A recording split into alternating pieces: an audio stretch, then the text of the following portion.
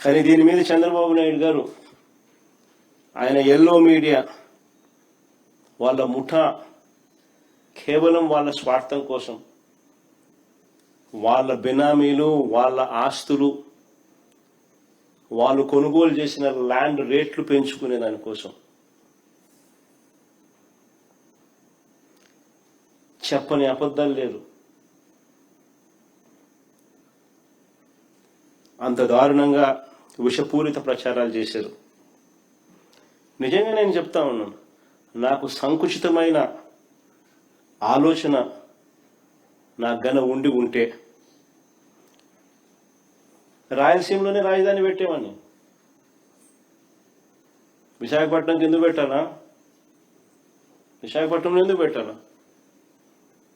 నాకు నిజంగానే సంకుచితమైన ఆలోచనే కనుక ఉండింటే అసలు నేను ముఖ్యమంత్రి కాకమునిపై ఇక్కడ చంద్రబాబు నాయుడు భూములు కొనలా, ఇల్లు కట్టలా. కానీ జగన్ ఇక్కడే భూమి కొన్నాడు. ఈ సొంత ఇల్లు సొంత భూమి నేను కొన్నా.